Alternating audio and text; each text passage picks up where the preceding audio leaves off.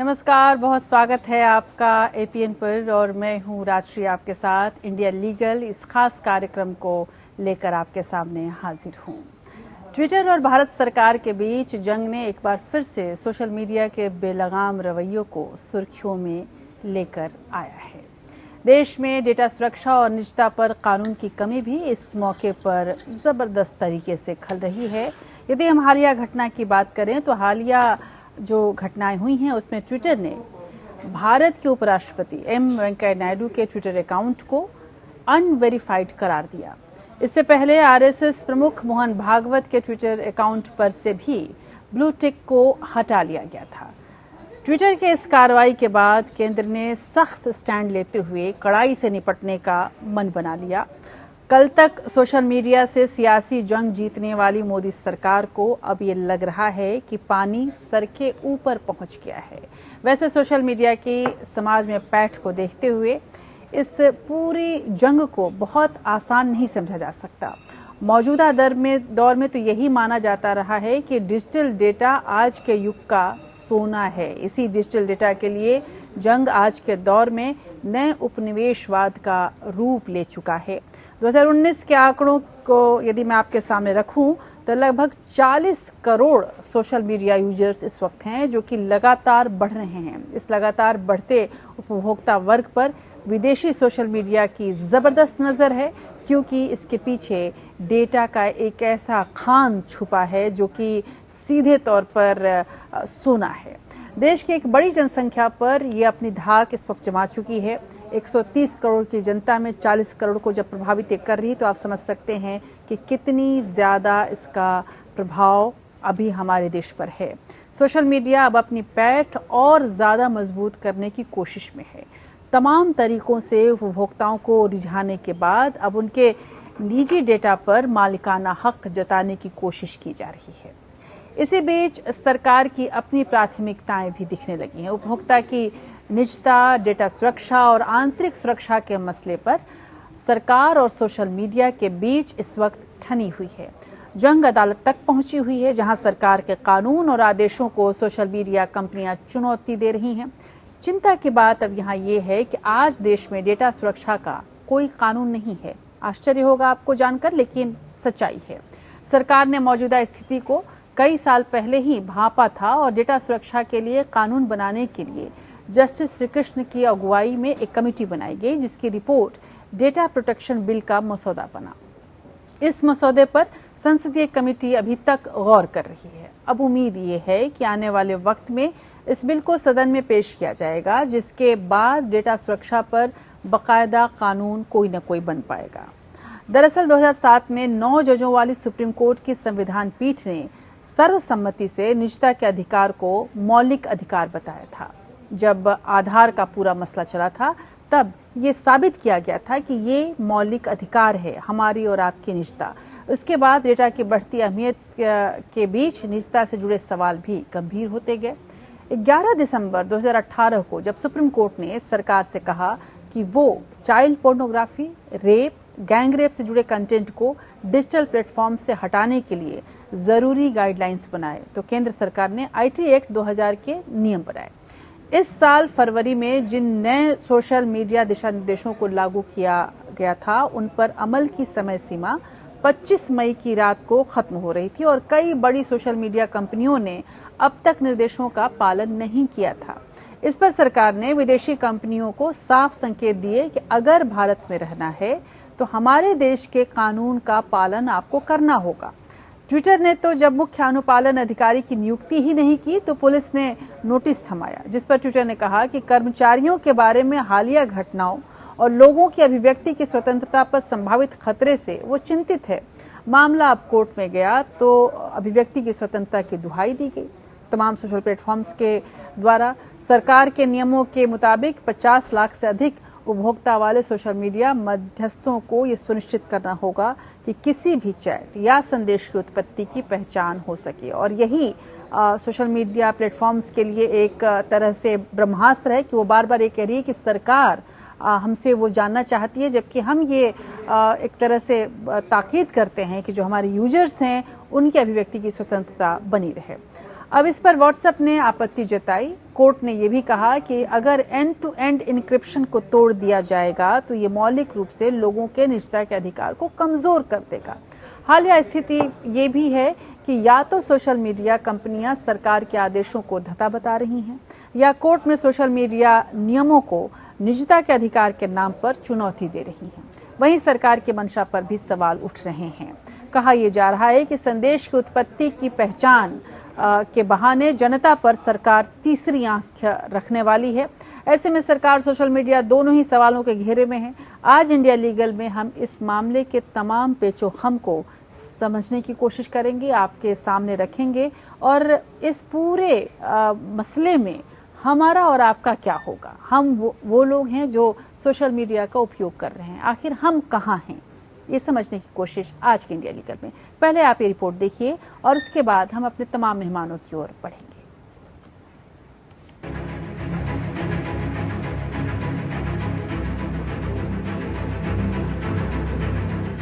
निजता और डेटा पर केंद्र सरकार और सोशल मीडिया कंपनियों की लड़ाई अब अदालत में लड़ी जा रही है। ट्विटर और सरकार आईटी नियमों के अनुपालन मसले पर जहां कोर्ट में आमने सामने हैं, वहीं अब ट्विटर ने कई प्रमुख शख्सियतों के अकाउंट पर वेरीफाइड ब्लू टिक हटाकर अकाउंट को अनवेरीफाइड कर दिया है। मोहन भागवत के बाद अब उपराष्ट्रपति एम वेंकैया नायडू ट्विटर के निशाने पर आ गए हैं। उधर आईटी नियमों के अनुपालन मसले पर दिल्ली हाई कोर्ट में केस चल रहा है। भारत सरकार का कहना है कि 90 दिन का वक्त देने के बाद भी ट्विटर ने नई सूचना प्रौद्योगिकी नियमों को पूरी तरह से लागू नहीं किया है। ट्विटर ने अभी तक नोडल संपर्क व्यक्ति और शिकायत अधिकारी की नियुक्ति नहीं की है, जबकि ट्विटर ने दिल्ली हाई कोर्ट को बताया कि उसने नए नियमों को लागू कर दिया है और भारत में एक स्थानीय शिकायत अधिकारी की नियुक्ति भी कर दी है। ये नियुक्ति 28 मई को ही कर दी गई। भारत सरकार ने ट्विटर इंडिया को आखिरी नोटिस भेजा है, जिसमें तत्काल प्रभाव से एक स्थानीय शिकायत अधिकारी और एक नोडल संपर्क व्यक्ति को नियुक्ति करने और उसकी जानकारी सरकार के साथ साझा करने की बात कही गई है। यदि ट्विटर इस नोटिस के बाद भी नए नियम को लागू नहीं करता है तो उसके खिलाफ कानूनी कार्रवाई होगी। उधर मैसेजिंग प्लेटफॉर्म व्हाट्सएप के बीच की कानूनी लड़ाई भी दिल्ली हाई कोर्ट में लड़ी जा रही है। व्हाट्सएप ने याचिका दायर करके आईटी एक्ट 2021 के नियम 42 को दिल्ली हाई कोर्ट में चुनौती दी है। याचिका में आरोप लगाया गया कि इस नए नियम से के.एस. पुदुस्वामी बनाम यूनियन ऑफ इंडिया के सुप्रीम कोर्ट के फैसले में निहित व्यक्ति के निजता के अधिकार का उल्लंघन है। व्हाट्सएप का कहना है क्योंकि message end to end encrypted होते हैं, ऐसा करना मुश्किल है। हमारे उपभोक्ता के फिंगरप्रिंट की जानकारी मांगी जा रही है। ये एंड टू एंड एन्क्रिप्शन को तोड़ देगा। जहां सरकार की दलील है कि फेक न्यूज को रोकने और सोशल मीडिया के दुरुपयोग को नियंत्रित करने के लिए ये कानून आवश्यक है। उधर गूगल ने भी आईटी एक्ट 2021 के तहत सोशल मीडिया इंटरमीडियरी घोषित किए जाने के खिलाफ अंतरिम सुरक्षा की मांग करते हुए दिल्ली हाईकोर्ट का दरवाजा खटखटाया है। गूगल ने कहा है कि हम एक सर्च इंजन है और सोशल मीडिया इंटरमीडियरी नहीं है, इसलिए हम आईटी रूल्स 2021 के सोशल मीडिया इंटरमीडियरी की परिभाषा के अंतर्गत नहीं आते हैं। कुछ सामग्री भारतीय कानून में आपत्तिजनक हो सकती है, लेकिन भारत के बाहर आपत्तिजनक नहीं हो सकती है। इसलिए वैश्विक स्तर पर सामग्री को हटाने के लिए एक व्यापक आदेश जारी नहीं किया जा सकता है। सिंगल जज द्वारा टेम्पलेट निर्देश जारी कर दिए गए हैं। ये एक बहुत खराब मिसाल कायम करेगा। जाहिर है कि नया आईटी कानून सोशल मीडिया कंपनियों की गले की फांस बन गया है। हालात को देखते हुए ये लग रहा है कि ये आर पार की लड़ाई होगी। Bureau report. तो ये लड़ाई लंबी चलने वाली है या इसका नतीजा कुछ निकलेगा, और जो नतीजा निकलेगा वो हमारे हक में कितना होगा ये देखना होगा। लेकिन हमारे साथ इस वक्त बेहद खास पैनल जुड़ा हुआ है। हमारे साथ जस्टिस एम.के. शर्मा, पूर्व जज सुप्रीम कोर्ट के जुड़े हुए हैं। बहुत बहुत शुक्रिया सर मेरे साथ जुड़ने के लिए। पी.के. मल्होत्रा साहब, पूर्व कानून सचिव, हमारे साथ जुड़े हुए हैं। Ruby Ahuja, senior partner Karanjawala and company की, जो कि इस पर खास पकड़ रखती हैं। पवन दुग्गल साहब, आईटी कानून विशेषज्ञ, हमारे साथ जुड़े हुए हैं। बहुत बहुत शुक्रिया आप सबों का। इंडिया लीगल में बहुत स्वागत है आपका। सबसे पहले justice Sharma, I will come to you sir. Twitter has opened, as we can see that Twitter has opened offensive against the government of India. This is a matter of concern, definitely. How do you see this issue in legal and constitutional terms, sir? See, the matter is before the High Court, where they have challenged the new rule that has been brought in by the central government. Sir.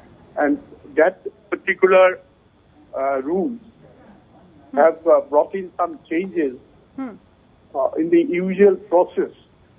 Now, for example, you say end-to-end encryption was the order of the day. Sir. And then you say third party did not know about the messages being sent.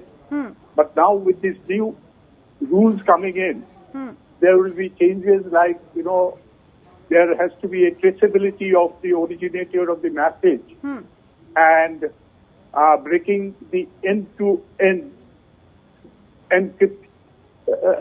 encryption. Ji. So therefore, these are being challenged by Google and WhatsApp before the Delhi High Court on the ground that it is invading their right of privacy. Sir. Now, right of privacy has been given due weightage even by the Supreme Court, taking recourse to the law of right to be left alone. Sir. It originates from Article 21, Yes. where it speaks of right to life and personal liberty. Huh. Now, in the Maneka Gandhi's case, for example, Huh. now it was a case of passport, and she was denied a passport, and so she had gone to the Supreme Court, and Supreme Court recognized her right to live with personal dignity. Then we had the case of telephone tapping also in 1997, the PUCL case. And I believe these are famous cases so far our liberty is concerned. And it was said that tapping of telephone line causes breach of privacy of a person.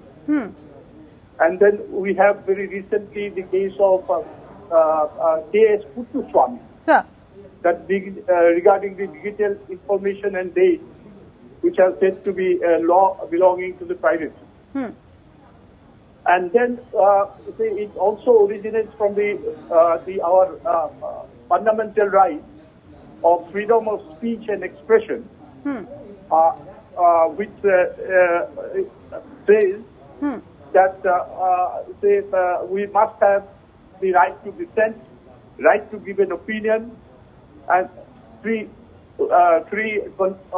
can come out with our free conviction. These are fundamental rights. Sir. So these are being challenged. The Googles and WhatsApp have challenged Sir. that particular rule on these grounds that if But- they are implemented, the Sir. provisions of the rules are implemented, Sir. then there will be a violation of the right of privacy. So Sir. now the ball is in the court, and court will have to look into all the pros and cons. Sir, but- there are but- several decisions. Sir. Yes. Sir, but the way social media is showing its aggressive face and challenging the government, especially in courts. So, do you think, sir, this is a need for a comprehensive laws is being felt? Yes. Yes, you are right. You see, naturally, there is aggression from both the sides. Sir. The government is also is bent on enforcing the rules that they have brought in. And so far, these service providers are concerned, like Google and WhatsApp. Now, they are also taking an aggressive step, as you have said, what they have done to the Vice President's Twitter handle. Sir. So, therefore, I feel that this will have to be decided by the court, and naturally, whatever the verdict of the court is, that will have to be followed. Sir. But in the meantime, because you see, the government has itself framed, constituted a committee, very high-level committee, I would Sir. say, Yes. with Justice Sri Krishna Sri as Krishna. the Ji. Sir. chairman, Sir. and 12 other members who are very highly placed and expert on the subject. Now, they have prepared a report.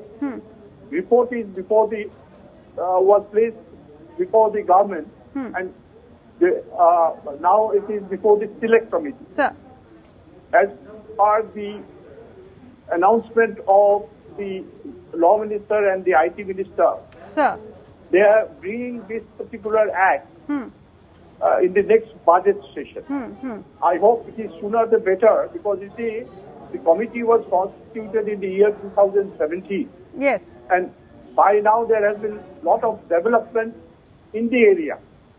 So we do not know whether what is provided for in that act, Yeah, proposed act, if that's whether sufficient they have enough, become redundant or not. Sir. They may have, some of those provisions may have become redundant also by now. Yes, yes. So it may have to be updated. So sooner the better. I believe a law has to be brought in at Sir. any cost, so as to Bilkul. give protection to both the sides. बिल्कुल Because you see, sir the Pawan sir rights of privacy sir and right of freedom of speech and expression. Sir. These are rights, but not absolute rights. बिल्कुल, sir. There could be reasonable restrictions also in those rights. Sir So therefore, yes sir right to privacy interest of- the issue of the right to privacy sir ये दोनों ही तरफ से उठाया जा रहा है। Social media के प्लेटफॉर्म्स भी कर रही हैं कि हम राइट टू प्राइवेसी अगर है और हम दे रहे हैं ऑलरेडी, और अभिव्यक्ति की स्वतंत्रता का मसला भी है। पवन दुग्गल साहब, मैं आपके पास आऊंगी। एक तरफ जब सरकार ने पूरा ये जो मसला है सोशल मीडिया का, सरकार की दलील बार बार निजता को लेकर है, ऐसे में अब सरकार पर यह भी आरोप लग रहा है, खासकर जब व्हाट्सएप से वो ये डिमांड किया गया है कि जब भी अगर किसी चीज़ की ज़रूरत पड़ जाती है, किसी खास व्हाट्सएप की डिटेल ज़रूरत पड़ती है तो व्हाट्सएप को देना पड़ेगा। अब ऐसे में सरकार पर यह आरोप लग रहा है कि एंड टू एंड जो इंक्रिप्शन ख़त्म करेगा व्हाट्सएप और पूरी जानकारी मुहैया कराएगा, ये मैसेज के जो उत्पादक है, जो मैसेज भेज रहा है, उसकी निजता को भंग कर रहा है।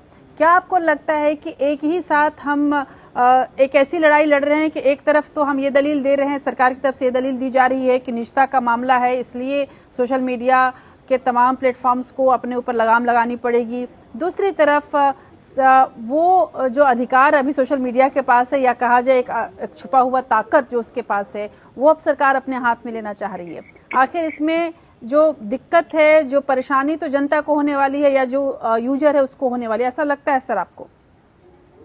मुझे लगता है कहीं ना कहीं पब्लिक डोमेन में जो डिस्कशन हो रही है उसको एक नया रंग दिया जा रहा है। सर देखिए, सरकार का उद्देश्य नहीं है कि वो हमारी सेंसरशिप करेगी। तमाम सारे प्रत्येक व्हाट्सएप यूजर के हर डिटेल के बारे में हर जानकारी मांगेगी। देखिए, जब आप आईटी न्यूज 2021 पर दृष्टि डालते हैं तो रूल 4 बहुत स्पष्ट कह देता है कि कुछ चुनिंदा परिस्थितियों में ही सरकार जानकारी मांग सकती है सर्विस प्रोवाइडर से, अगर वो आवश्यक हो भारत की प्रभुता, अखंडता या सुरक्षा के संदर्भ में, पड़ोसी देशों के साथ मैत्री संबंधों के संदर्भ में, या पब्लिक ऑर्डर, डिसेंसी, मोरालिटी, या to prevent the commission of any cognizable offence. तो अगर आपकी जानकारी किसी भी साइबर क्राइम की डिटेक्शन, इन्वेस्टिगेशन या प्रोसिक्यूशन के लिए जरूरी है तो सरकार मांग सकती है, या अगर आपकी ट्वीट से किसी साइबर सुरक्षा में चेंज रही है तो उस जानकारी को भी मांगा जा सकता है। आपका ये कहना कि साहब अगर आप मुझसे जानकारी मांगेंगे तो आप जो साइबर क्रिमिनल की निजता के अधिकार को भंग करेंगे, उसके लिए मैं यहाँ गारंटी करके बैठा हूँ, ये एक ऐसी दलील है जिसके पर कोई बुनियादी तौर पर कोई बहुत ज्यादा लीगल वेट नजर नहीं आता। क्यों? क्योंकि जब आप कानून का उल्लंघन करते हैं तब आपको निजता का अधिकार शामिल मौजूद नहीं होता। वैसे भी अब जस्टिस पुट्टास्वामी ने उच्चतम न्यायालय ने क्या कहा है कि हम सबके जीवन जीने के मौलिक अधिकार में हमारा निजता का अधिकार है, लेकिन ये अधिकार हमसे डिप्राइव किया जा सकता है in according with procedure establish by law. अब जो आईटी रूल्स 2021 है ये प्रोसीजर एस्टैब्लिश बाय लॉ है, तो इनका ये कहना के साथ निजता के अधिकार का हनन होगा कहीं ना कहीं बुनियादी तौर पर एक लीगली डिफेक्टिव आर्ग्यूमेंट है। और दूसरी बात, देखिए, 100 बिल्ली खाकर जब पश्चाताप करने 100 चूहे खाकर जब बिल्ली पश्चाताप करने जाती है तब उसके औचित्य नहीं लगता कि वो बात करे। क्यों? ये वही कंपनी है जिसने हम सब भारतवासियों की निजता के अधिकार का लगातार हनन किया, यूनिलैटरली अपनी प्राइवेसी पॉलिसी के टर्म हम सबके ऊपर थोपे और कहा कि अगर इन टर्म्स को आप नहीं एक्सेप्ट करेंगे तो मेरे आप प्लेटफॉर्म से निकल जाएं।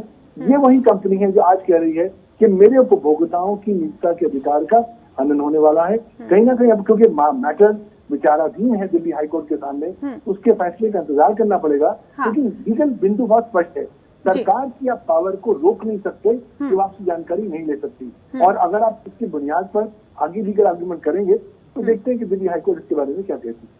लेकिन सर यहाँ पर जो ट्विटर है, वो ट्विटर जिस तरह से ये पूरा जो मसला उठा और ट्विटर ने जिस तरह से बिहेव किया, ऐसा लग रहा है कि सोशल मीडिया कानून में जो कमियां हैं वो साफ तौर पर दिखी हैं इसके बहाने में। और यहीं पर एक सवाल ये भी उठता है कि जो अभिव्यक्ति की स्वतंत्रता का एक पर्दा, एक शील्ड लिया जा रहा है सोशल मीडिया प्लेटफॉर्म्स की तरफ से, वो कितना आप जायज समझते हैं या कितना उनके लिए क्या वाकई ये एक ताकत है उनके लिए, एक ऐसा तर्क जिसकी काट हमारे पास नहीं है?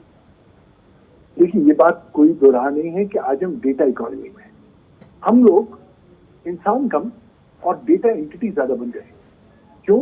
क्योंकि हम 24 घंटे डेटा उत्पन्न कर रहे हैं और यही वो डेटा है जिसका मोनेटाइजेशन सोशल मीडिया कंपनियां करना चाहती हैं। इसलिए वो कहीं ना कहीं चाहती हैं कि मेरे उपभोक्ताओं को ये महसूस हो कि हम आपकी अधिकारों के लिए लड़ रहे हैं। लेकिन कहीं ना कहीं जैसे हम आगे बढ़ेंगे हमें देखना पड़ेगा कि हम लोगों के जो अधिकार हैं वो बिल्कुल एब्सोल्यूट नहीं है, और कहीं ना कहीं उन पर कुछ बंदिश, कुछ रीजनेबल रिस्ट्रिक्शन लगाए जा सकते हैं। हाँ, अगर आप कहते हैं कि आपकी इस डायरेक्शन देने की वजह से मेरा एंड टू एंड जो टेक्नोलॉजी वो बेकार हो जाएगा, तो कहीं ना कहीं व्हाट्सएप को, अदालत को और जनता को ये भी बताना पड़ेगा कि एंड टू एंड टेक्नोलॉजी क्या पूरी है या नहीं है।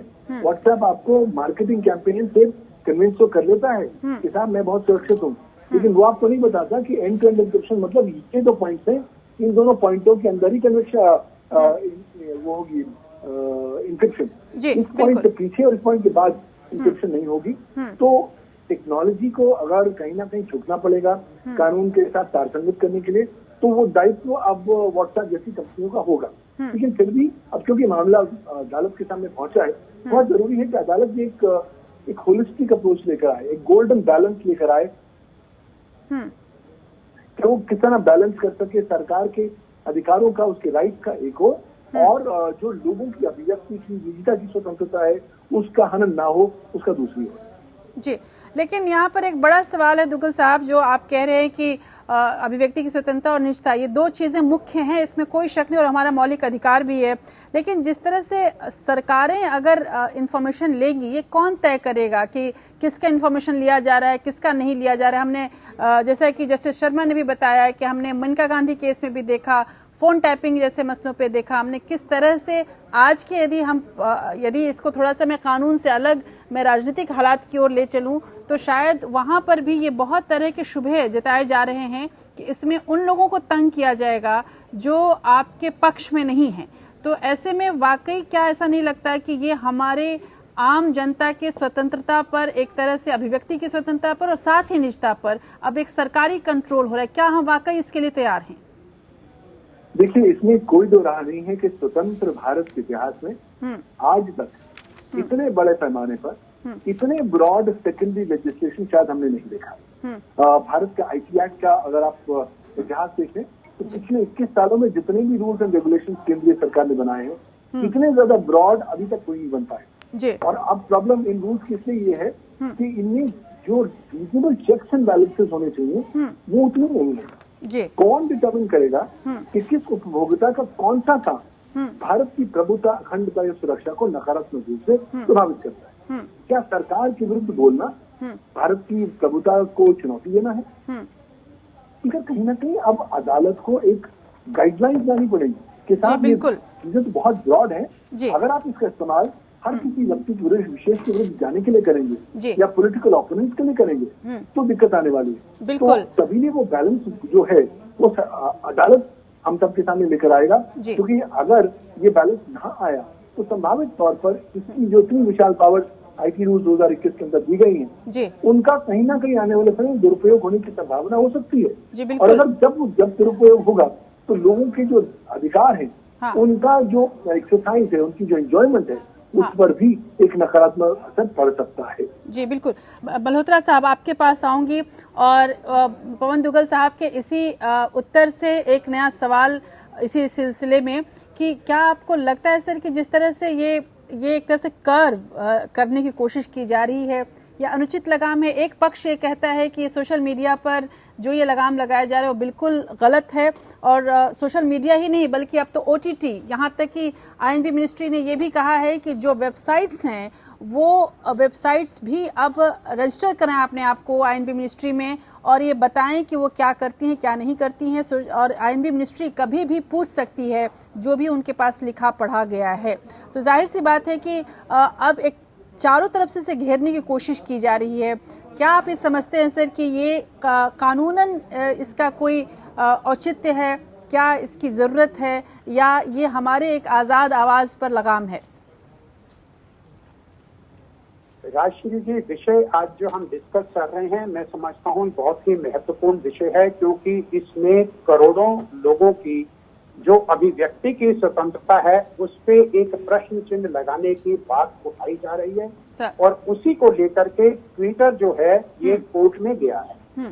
मैं उस मुद्दे पे नहीं आना चाहूंगा जो कोर्ट में जा चुका है क्योंकि मामला सब जुडिस है, लेकिन जो हम जनरल बात कर रहे हैं कि क्या सोशल मीडिया को रेगुलेट सरकार कर सकती है या नहीं कर सकती, उस विषय पर अगर मैं आऊं तो मेरा ऐसा मानना है कि सोशल मीडिया भी मीडिया की एक एडवांस्ड स्टेज है जिसमें बिना किसी ह्यूमन इंटरवेंशन के टेक्नोलॉजी के द्वारा बहुत ही स्पीड से इंफॉर्मेशन एक या दो व्यक्तियों के पास नहीं पूरे विश्व में करोड़ों लोगों तक पहुंच जाती है।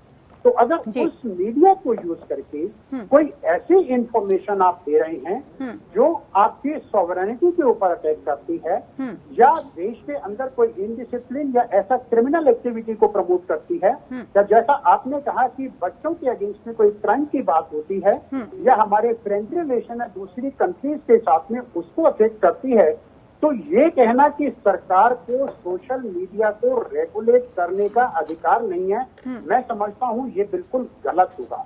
सवाल ये है कि क्या रेगुलेट करने के अलावा आप उसको कंट्रोल कर रहे हैं या केवल रेगुलेट कर रहे हैं। जैसा कि पवन दुग्गल जी ने भी कहा कि आप क्या कह रहे हैं कि ऐसा नहीं है कि आपको ये कहा जाएगा कि सोशल मीडिया पे जितने मैसेजेस आते हैं आप हर मैसेज की स्क्रूटनी करिए। अगर वो end to end encrypted message है और उसमें जो इंटरमीडियरी है उसका अपना कोई रोल नहीं है तो उसको IT एक्ट सेक्शन 79 में ऑलरेडी प्रोटेक्शन प्रोवाइड करता है।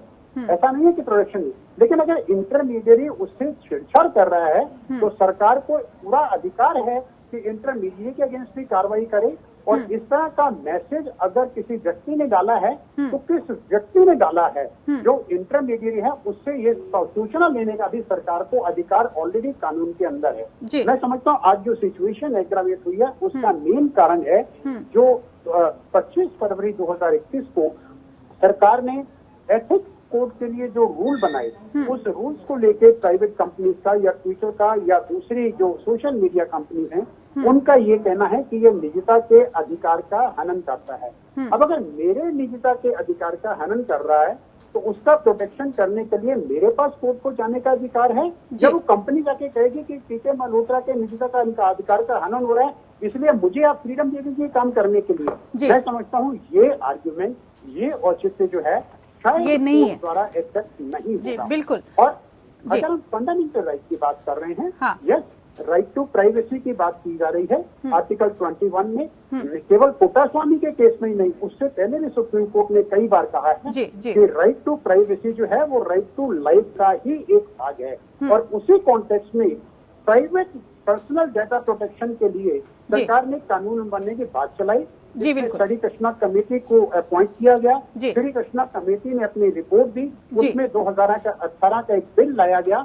उस बिल में कुछ खामियां थी जिसको दूर करके वहीं पर एक सवाल है मल्होत्रा जी, क्या आपको लगता है कि श्री कृष्णा कमेटी रिपोर्ट जो है जिस तरह से लागू नहीं किया गया, आपको लगता है कि इच्छा शक्ति की भी कमी है सर? उसके बाद में रूबी के पास जाऊंगी ताकि ट्विटर के इस बिहेव पर भी मैं बात कर सकूं। इच्छा शक्ति की कमी थी, इस वजह से अभी तक नहीं हुआ और शायद ये हो गया होता तो अभी ये समस्याएं ही नहीं होती, ऐसा लगता है आपको?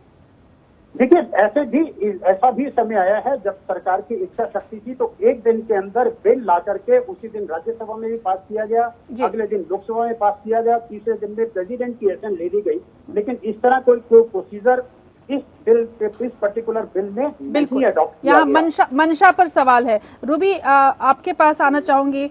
मंशा की यदि हम बात करें तो जहाँ सरकार की मंशा बहुत साफ नहीं है, वहीं सोशल मीडिया के जो प्लेटफॉर्म्स हैं उनकी भी मंशा साफ नहीं है। जैसे ट्विटर को अगर हम देखें तो जिस तरह से दलीलें दे रहा है ट्विटर, जाहिर सी बात है कि वो बहुत सारे शक पैदा कर रहा है।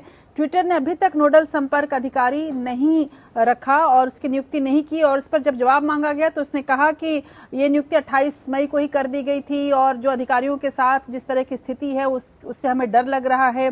आखिर समस्या कहाँ है? आपके हिसाब से कहाँ समस्या है? देखिए राजश्री जी, मेरे हिसाब से समस्या जो है वो ये है कि थोड़ी विश्वास की समस्या है इस समय। तो हो क्या रहा है कि ये जो नई जो गाइडलाइंस आई हैं, जैसे आपने अभी शब्द इस्तेमाल किया, अभी जब आप शुरुआत में बोली, आपने बोला कि व्हाट्सएप सरकार की पकड़ में। सवाल ये नहीं है कि व्हाट्सएप सरकार की पकड़ में है कि नहीं, या ट्विटर सरकार की पकड़ में है कि नहीं, या गूगल सरकार की पकड़ में है कि नहीं। उस सवाल का कोई महत्व ही नहीं है मेरे हिसाब से, क्योंकि जो भी कंपनी किसी भी कंट्री में अपना काम करती है, व्यवसाय करती है, वो ऑब्वियसली उस कंट्री के रूल्स और रेगुलेशन को फॉलो करती है। मुझे नहीं लगता कि इतनी बड़ी कंपनीज ऐसा कोई भी कार्य करेंगी जिसमें वो कानून की उल्लंघना करें। बट द पॉइंट इज, जो मैं बोलना चाहती हूँ वो ये है कि इन रेगुलेशन से और इन गाइडलाइन से आप सिटीजन के ऊपर पकड़ रखना चाहते हैं। आप चाहते हैं वो क्या बोलते हैं, क्या व्हाट्सएप फॉरवर्ड करते हैं, क्या देखते हैं।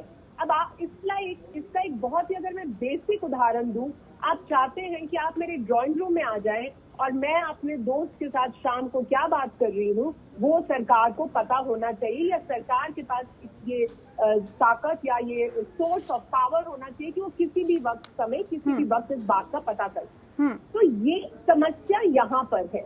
अब अगर आप इतना, मेरे हिसाब से बाकी सारे आपके जो पैनलिस्ट थे उन्होंने बोला, एवरीबडी इज सेइंग कि राइट टू प्राइवेसी जो मेरा, वो बहुत ही प्रेशियस राइट है और इसमें आई डोंट थिंक सो कि किसी को भी कोई आपत्ति है। तो अब आप ये जो गाइडलाइंस को देखते हैं तो वो राइट टू प्राइवेसी कहीं ना कहीं बिल्कुल दरकिनार कर दिया गया है जी।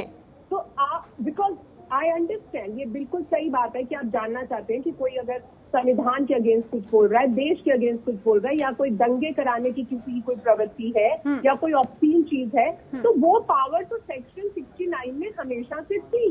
बिल्कुल। अब आज आप चाहते हैं कि ये सारी जो कंपनीज है, एक इंसान, एक कोई ऑफिसर, मैं I will not be able to comment factually कि ट्विटर ने अपॉइंट किया है कि नहीं किया, क्योंकि मुझे फैक्चुअली उसके बारे में बिल्कुल नहीं पता है। वो आई एम श्योर कंपनी वो आंसर दे पाएगी आपको। लेकिन द प्रॉब्लम इज कि आप इनसे ये उम्मीद कर रहे हैं कि एक प्रॉपर ग्रीवांस ऑफिसर हो जो रोज बैठकर ये देखे कि कोई ए पॉइंट में कोई चीज तो नहीं डाली गई। अब आप गूगल को ही देख लीजिए, Google is just a library, लोग उस पे अपना अपलोड कर रहे हैं। और अब आप अगर ग्रीवांस ऑफिसर से कुछ चीज अगर मिस हो जाती है तो आपने उसकी लाइबिलिटी के बारे में सोचिए। तो जब सरकार ने ये कानून बनाया तो सरकार को ये भी देखना बहुत आवश्यक था कि ये कितना कुछ ये हो सकता है, पॉसिबल कितना है। आपको प्रॉब्लम लेकिन रूबी यहाँ पर ये भी है कि यही कंपनीज किसी और देश में जाती हैं तो वहाँ के हिसाब से चलती हैं। आप रूस में देख लीजिए, आप लंदन में देख लीजिए, खुद अमेरिका में इस वक्त एप्पल और फेसबुक के बीच लड़ाई चल रही है और ये प्राइवेसी का ही मसला चल रहा है। तो दूसरे देशों में तो वो दूसरा नियम है, हमारे देश में आके ये इतनी आज़ाद ख्याल हो जाती हैं और ये कहती हैं कि नहीं, हम आपकी प्राइवेसी के जो जिम्मेदारी है हम लेते हैं। हम क्यों नहीं ये विश्वास, हम अपने सरकार पर क्यों ना विश्वास करें कि वो प्राइवेसी की हमारी जिम्मेदारी लेगी। एक इसी सवाल के साथ मैं सीधे जैसे शर्मा के पास जाऊंगी। जैसे Sharma, do you think that without a privacy law is it legally possible to enforce government notification which is in this IT Act? Is the IT Act sufficient? Does the Act needs to vetted by the courts as their fears of infringement? do you think so that privacy we need to review this whole IT Act? So far, these petitioners who have gone to the court, like the Googles and the WhatsApp, now according to them, the law affects their privacy, the right of privacy of their subscribers. Now, the stand of the government is that they are, bringing in this particular provision so as to so as to find out whether there is any abuse or misuse of the social media. So this is what they say, and they say that we will be interfering only when there is some sort of threat to the sovereignty or maybe decency, morality. All these which are part of the reasonable restrictions which could be brought in into a law. Now, according to the government, that they are only for seeing that these are not violated, meaning thereby that there is no misuse or abuse of the social media. So, that is the stand taken by the government. And law of privacy, how far it is effective. Definitely, privacy law is not absolute, as I said. There could be reasonable restrictions also on given cases. Now, but the law says that you have to comply with these provisions. Sir. Unfortunately, none of the companies is willing to comply with those provisions, like appointment of the officers. And those officers, because there must be some redressal, grievance redressal committee. Bilkul. Unless it is available, there will be difficult to enforce the law. So therefore, it was necessary for the companies also to appoint all these officers and to comply with. Bilkul. Although they are saying they have partly complied with, but the government has disputed that fact. Sir. So we do not know exactly what is happening. Sir, but here the whole the whole chaos is for data, and I mean, who will protect our data? That is the issue. पवन दुग्गल साहब, जो companies और सरकार दोनों ही लड़ाई लड़ रही हैं, इसमें जाहिर सी बात है कि जो डेटा जो है उसकी ही लड़ाई है कहीं ना कहीं, आप अगर देखें तो आखिर डेटा का ये प्रोटेक्शन, हम लोगों के डेटा का प्रोटेक्शन हो कैसे? अगर हम श्री कृष्ण कमेटी की बात करें तो उसमें ये सुझाव है कि डेटा के लिए उपभोक्ताओं की जो सहमति है वो लेनी ज़रूरी है, उपभोक्ताओं में जागरूकता की कमी है, ये भी श्री कृष्ण कमेटी ने माना है। लेकिन ऐसे में जब उनका एक्सप्लॉयटेशन होता है, चाहे कंपनी के द्वारा हो या सरकार के द्वारा हो, आखिर उसमें उसको कैसे रोका जाए, किस तरह से कानून को मजबूत किया जाए? देखिए, भारत को एक स्पष्ट कानून की आवश्यकता है। वो कानून जो स्पष्ट तौर पर भारतवासियों के डेटा का संरक्षण कर सके। फिलहाल भारत का जो पर्सनल डेटा प्रोटेक्शन बिल है 2019, वो एक ज्वाइंट पार्लियामेंट्री कमेटी के सामने मौजूद है, लेकिन उसमें भी दिक्कतें हैं, क्योंकि कारण है कि वो हम लोगों ने डायरेक्ट कट एंड पेस्ट कर दिया है।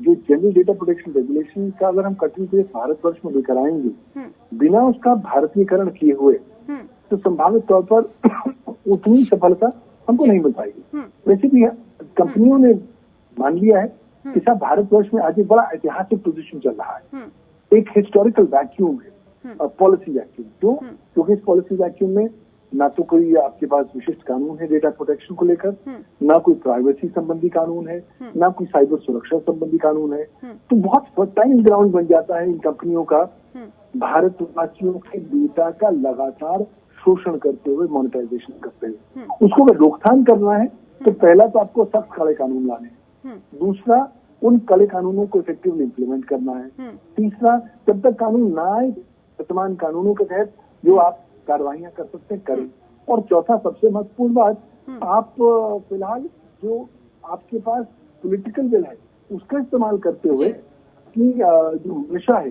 वो पूरी दुनिया भर को दिखाएं के साथ आपका स्वागत है भारतवर्ष में। आप भारतीय डेटा का इस्तेमाल करेंगे, कोई दिक्कत की बात नहीं। हाँ। लेकिन इंश्योर करें कि भारतीय कानून का पालन करें।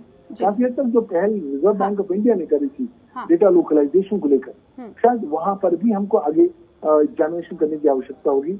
और ये भी जो IT रूल्स 2021 के तहत आए हैं, उसमें भी कुछ प्रावधान है डेटा को प्रोटेक्ट करने के लिए, उनको इफेक्टिवली इम्प्लीमेंट कर पाए। अगर कंपनियों की हम क्रिमिनल लाइबिलिटी को ज्यादा इन्फोर्स कर पाए तो काफी हद तक सफल हो पाएंगे। मल्होत्रा साहब, जब डेटा प्रोटेक्शन की बात चल रही है और कानून को कड़ा बनाने की बात चल रही है, तो श्री कृष्ण कमेटी रिपोर्ट की यदि हम बात करें तो फिलहाल जो उसमें सुझाव था कि 5 करोड़ रुपए की पेनाल्टी रखी गई, लेकिन IT एक्ट में ये केवल 25,000 है। आपको लगता है कि ऐसे में IT एक्ट जैसे जो कानून जिसको अभी लागू करवाने के लिए और जो नियम है वो मनवाने के लिए सरकार पीछे पड़ी हुई है सोशल मीडिया प्लेटफॉर्म्स के, आपको लगता है कि वाकई उतना सफिशिएंट है कि ये सोशल मीडिया जिस तरह के ये प्लेटफॉर्म्स हैं, जायंट प्लेटफॉर्म्स हैं, उन पर ये लगाम लगा पाएगी इस तरह के नियमों से? राष्ट्रपति जी, आपने पहले भी ये बात उठाई कि डेटा प्रोटेक्शन बिल में देरी क्यों हो रही है। देरी उसको पास करने में इसी कारण से हो रही है क्योंकि उसमें कुछ जेन्युइन कंसर्न है, जैसा कि पवन दुक्कल साहब ने भी कहा, उसमें जेन्युइन कंसर्न है उसके इम्प्लीमेंटेशन में और उसमें क्या क्या सुधार लाए जा सकते हैं। दूसरा, ये बिल लाया गया 2018 के बाद 19 में इसको रिवाइज किया गया। आज हम 2021 में हैं। अरे इन 2 सालों में तो टेक्नोलॉजी ने इतना एडवांस कर लिया और कानून अगर आप 2019 वाला आज रखेंगे तो शायद जो आज की आपकी रिक्वायरमेंट है उसको भी पूरा नहीं कर पाएगा। सही बात। तो इसलिए कानून में जो बिल पेंडिंग है उसमें तो सुधार लाने की आवश्यकता है ही है। लेकिन ये कहना कि सोशल मीडिया को आज की तारीख में आप रेगुलेट नहीं कर सकते हैं, मैं समझता हूँ ये भी गलत बात है, क्योंकि इंफॉर्मेशन टेक्नोलॉजी एक्ट के अंदर जो ऑलरेडी रूल बनाए गए हैं और जो लेटेस्ट रूल फरवरी 2021 में बनाए गए, जिनको 25 फरवरी 2021 से लागू होना था, जिसको लेकर के ट्विटर कोर्ट में गया है, मैं समझता हूँ उसके अंदर भी जो प्रावधान किए गए हैं वो प्रावधान बहुत सोच समझ के और डिस्कशन के बाद बनाए गए हैं। तो ऐसा कहना कि वो कानून जो बनाया गया वो मौलिक अधिकारों के खिलाफ है, मैं इस बात से सहमत नहीं हूँ। क्या वो रीजनेबल रिस्ट्रिक्शन की कैटेगरी में फॉल करता है कि नहीं करता, उसके लिए ट्विटर ऑलरेडी कोर्ट में गया है। कोर्ट उसको एग्जामिन करके अपनी उसके ऊपर जजमेंट देगी। एट द सेम टाइम मैं ये भी कहना चाहूंगी कि जितनी भी सोशल मीडिया कंपनीज हैं, क्योंकि हमारा देखिए सोशल मीडिया का यूजर बेस बहुत बड़ा है। अगर आप आज कोई भी एक्शन सोशल मीडिया के अगेंस्ट में लेते हैं तो एक लार्ज सेक्शन ऑफ पॉपुलेशन जो है वो एडवर्सली अफेक्ट होता है।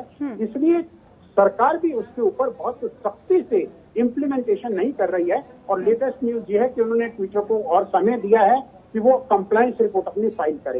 हालांकि बिना वो नोटिस दिए भी सरकार चाहती तो कार्रवाई कर सकती थी, लेकिन सरकार इसीलिए कार्रवाई नहीं कर रही है क्योंकि उनको भी पता है कि उस कानून को 100% आज की तारीख में इम्प्लीमेंट करने में कहीं ना कहीं दुविधा आ रही है। लेकिन इसका मतलब ये नहीं है कि ये कंपनीज कानून को फॉलो नहीं करेंगी। अगर इन कंपनीज को देश के अंदर बिजनेस करना है तो जिस किसी देश ने कानून बनाया है उस कानून का उसको पालन करना होगा। अगर उनको लगता है कि कानून में कोई खामियां हैं तो वो सरकार के पास जाकर सरकार को उसमें मॉडिफिकेशन की रिक्वेस्ट कर सकती हैं। और अगर सरकार उस रिक्वेस्ट को नहीं मानती है तो कोर्ट के दरवाजे हमेशा खुले हैं, उसको जाकर के कोर्ट में चैलेंज कर सकती है।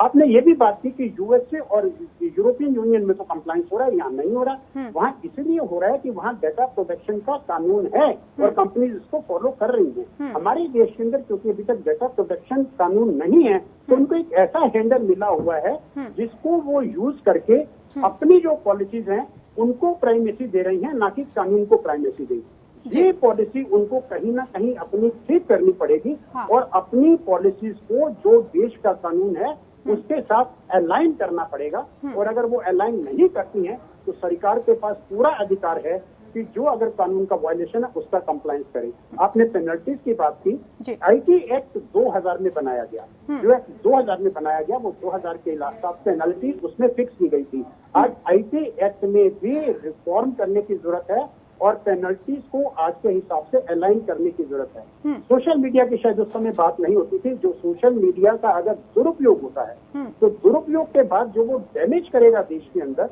उसको देखते हुए मैं समझता हूँ कि जो पेनल्टी डेटा प्रोटेक्शन एक्ट के अंदर लाई जा रही है वो समयोपरिक हो सकती है। और शायद IT एक्ट में भी जो पेनल्टी लगाई गई है उसको भी रिवाइज करने की आवश्यकता है। और जब पर्सनल डेटा प्रोटेक्शन एक्ट लाया जा रहा है तो साइमल्टेनियसली IT एक्ट के प्रावधानों को भी अमेंड करके दोनों को अलाइन करना चाहिए, दोनों की कंप्लायंस जो है कंपनीज उसको ठीक प्रकार से कर। बिल्कुल। रूबी, आपको ऐसा नहीं लगता कि अगर इस तरह की स्थिति बनती है कि जो हमारे यहाँ भी जो कानून है जिसमें कमियां हैं उसको सुधारने की तो ज़रूरत है, इसमें कोई शक नहीं, लेकिन कंपनीज जिस तरह से एक तरह से रिजिड मोड में है उनको भी कहीं ना कहीं भारत के हिसाब से काम करना पड़ेगा। अभी तक ऐसा लग रहा है कि एक ऐसी लड़ाई लड़ी जा रही है जिसमें वर्चस्व की लड़ाई है ये। Do you think that everybody has to be more concerned about the users, not only their own profit or only their own business? No, I don't think so. Anybody will have an argument with that there has to be a middle path. I think government will also have to understand, which I find there is a big flaw here, that what is possible.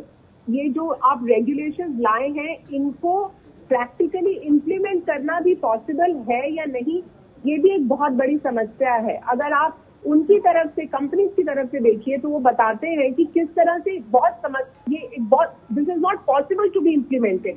आप जो ये encryption की बात करते हैं कि अब आप इसको ओरिजिनेटर को ढूंढिए और एंड टू एंड इंक्रिप्शन को खत्म कीजिए, it is also very dangerous. आपको बहुत लोग बताएंगे कि ये जो एक बारी अगर आप इंक्रिप्शन को तोड़ देते हैं या उसको उसकी लिमिट से बाहर निकल जाते हैं तो that message can be altered also. और एक और समस्या मैं आपको बताती हूँ जो हिंदुस्तान में मुझे लगता है आएगी, जो हमारी इन्वेस्टिगेटिंग एजेंसीज हैं, सवाल ये उठता है कि क्या आज हमारी इन्वेस्टिगेटिंग एजेंसीज की वो ट्रेनिंग, वो एक्सपीरियंस है कि वो इस तरह के जो अगर कोई ऐसा मुद्दा खड़ा होता है अंडर दीज रूल्स उसको डील कर सके, उस टेक्नोलॉजी को समझ सके and they don't treat it like any other theft और अ फोर्जरी केस। तो ये भी एक यहाँ पे एक समस्या आ रही है, क्योंकि अब आप बोल रहे, जैसे ट्विटर या कोई भी बोल रहा है कि देखिए साहब, अगर मैं ग्रीवेंस ऑफिसर बना भी देता हूँ, बिठा भी देता हूँ, मेरे लिए पॉसिबल नहीं है। आई विल टेल यू, ये जो जिस प्रज्वला के केस का वर्णन काफी किया जाता है और सरकार भी इसका वर्णन करती है कि प्रज्वला के केस में भी सुप्रीम कोर्ट ने कहा कि ऐसा कानून आना चाहिए, बिल्कुल सही कहा। लेकिन अगर आप, और ये कानून ठीक है तब आया, लेकिन अब आप प्रज्वला के, suppose you are, I give you an example, you want to see that suppose there is nothing should be about sex on a website or Google. Yes. Now suppose somebody is selling a medicine for that, or somebody is selling an some sort of a treatment for that, or suppose there is a doctor treating that, तो वो word जो pick करेगी, जो और अगर algorithm को दे जाएगा तो वो वर्ड्स को भी पिक कर लेगी। Yes. तो ये समस्या आएगी ना, तो इसलिए आई थिंक कंपनीज भी दो कदम पीछे जा रही हैं। आई थिंक समय इसलिए ये आया है कि सरकार 2 कदम आगे आए और कंपनीज 2 कदम आगे आए, और आई एम श्योर कि कुछ ना कुछ जरूर होगा। और एक और भी समस्या है जो आप ऑलरेडी मेंशन कर चुकी है, अगर डाटा प्राइवेसी बिल आ जाता, अगर ये डाटा लीक होता है, मैं मानती हूँ कि there are issues and we are dealing with this, that is our data protected even with these companies? Today we are saying privacy, but is it protected with these companies? Yes, you're right. There is an argument on that. But the point is that आज अगर ये data दिया जाता है या मेरा data सरकार को दे दिया जाता है, बिकॉज सरकार एक इन्वेस्टिगेशन करती है, तो जो सिटीजन है, सिटीजन कहाँ पे किसको सू करेगा? जी, बिल्कुल। अगर सिटीजन को लगता है कि ये डाटा गलत लीक हुआ है, मैंने ये ऑफेंस नहीं किया है, मेरे वहां पे ये वीडियो डालने का मतलब ये नहीं था, आपने तो वो सारे रास्ते बंद कर दिए ना। बिल्कुल। जैसे इन्वेस्टिगेशन में बिल्कुल, तो बिल्कुल। आपको ये रास्ते भी खोल के रखने पड़ेंगे, तभी एक कॉन्फिडेंस आएगा कंपनीज में भी। आई डोंट थिंक सो इतना मुश्किल समस्या है, पर आई थिंक दोनों तरफों को आगे बढ़कर इसको सॉल्व करना। बिल्कुल।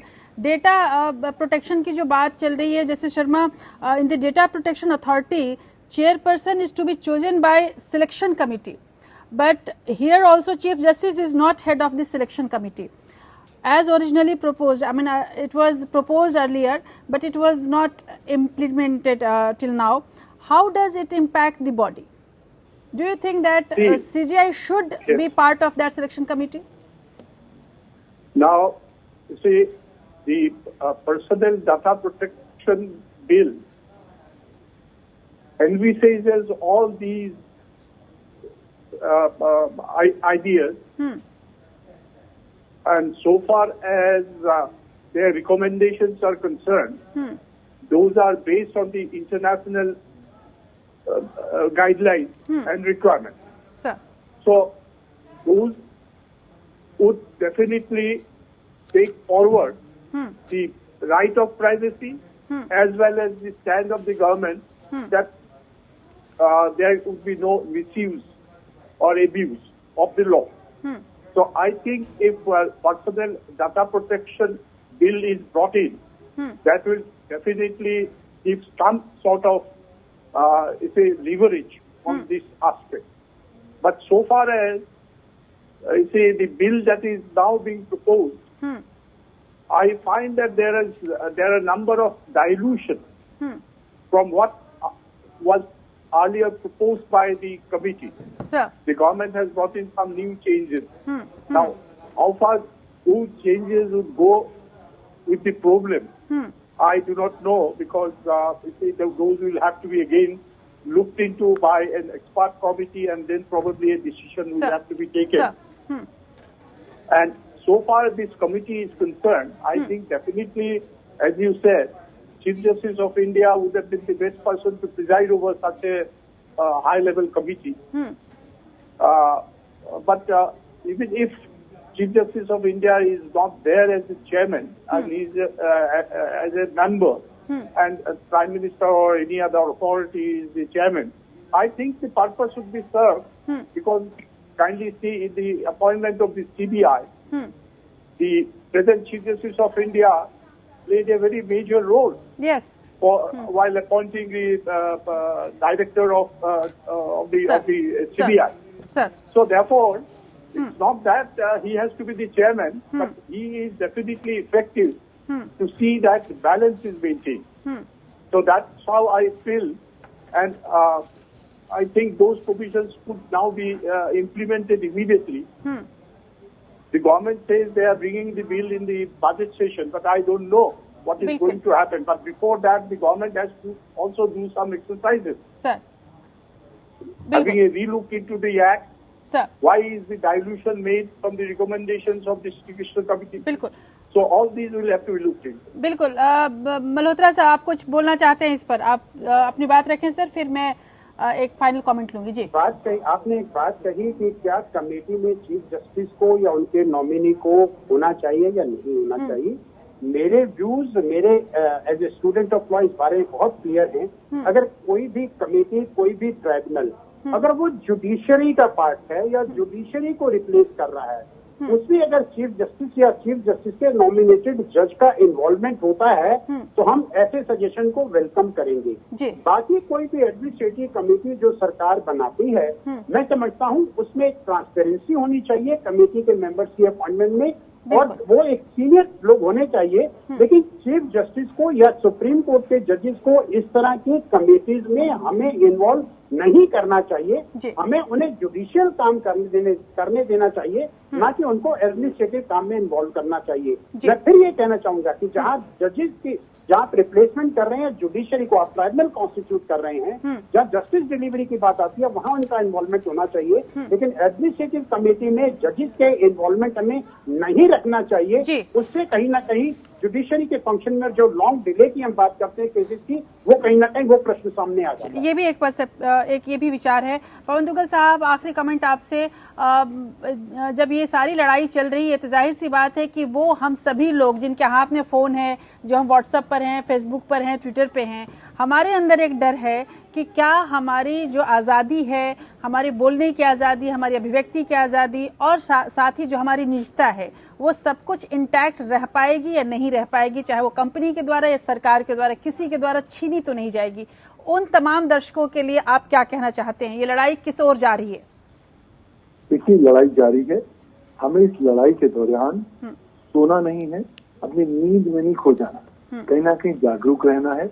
अल्टीमेटली अगर हम जागरूक रहेंगे और अपनी निजता के अधिकार को, अपनी व्यक्ति की स्वतंत्रता के अधिकार को बरकरार रखना चाहेंगे, तब काफी हद तक सही होगा. और आवश्यकता ये भी होगा कि हम लोग आज जो वर्तमान ग्रेट इंडियन वॉमिटिंग रेवोल्यूशन चल रहा है, भारत की उल्टी की क्रांति चल रही है, उसका हिस्सा न बने. केवल नीड टू नो बेसिस पर ही इंफॉर्मेशन शेयर करें.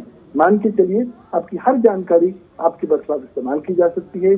जितने सुरक्षित रहेंगे, जितना साइबर सुरक्षा को जीवन जीने की शैली के स्वरूप में अडॉप्ट करेंगे, जितने जागरूक रहेंगे, उतना संभावित तौर पर आपकी जो डिजिटल राइट्स हैं और जो डिजिटल वर्तमान और डिजिटल भविष्य वो जी बिल्कुल, ये कुछ यूँ कहा जा सकता है कि अगर आपकी मुट्ठी बंद है तो लाख की है, अगर खुल जाएगी तो खाक की हो जाएगी। बहुत बहुत शुक्रिया आप सबों का मेरे साथ जुड़ने के लिए। इस कार्यक्रम में एक लंबी बहस है, ये एक बड़ा सवाल है ये, जहाँ पर अभिव्यक्ति की स्वतंत्रता भी बहुत अहम है और साथ ही निजता का अधिकार भी। अभिव्यक्ति की स्वतंत्रता आखिर कहाँ तक हो, ये समझने की ज़रूरत है। ये सरकारें हमको समझाएं, ये ज़रूरी नहीं है। ये इससे ज़्यादा ज़रूरी है कि हम अपनी सीमाओं को ज़रूर समझें। साथ ही यदि आप कोई भी अकाउंट सोशल मीडिया पर बनाते हैं तो उसमें जो भी नियम आपको पढ़ाए जाते हैं, जो भी वो पेपर आता है जिसमें आप सीधे अग्री कर देते हैं, वो ज़रूर एक बार पढ़ें, समझें और अपनी जो निजता है, अपनी सुरक्षा आप स्वयं करें। आमतौर पर जब आप किसी भी सरकारी नहीं कहूँगी, पब्लिक परिवहन का इस्तेमाल करते हैं तो एक जुमला लिखा होता है कि अपनी सुरक्षा आप स्वयं करें, अपनी सुरक्षा आपके अपने हाथों में है। तो दरअसल सोशल मीडिया का प्लेटफॉर्म भी कुछ इसी अंदाज में आज की तारीख में है कि यदि आप अपने आप को बचाना चाहते हैं, अपनी निजता को बचाना चाहते हैं, तो ज़रूरी है कि सोशल मीडिया का उपयोग आप अपने लिए करें, आप उसके लिए उपयोग में ना आ जाएं। बस आज इतना ही। अगले हफ्ते फिर आपके सामने एक बड़े कानूनी मुद्दे के साथ हाजिर होंगी। नमस्कार।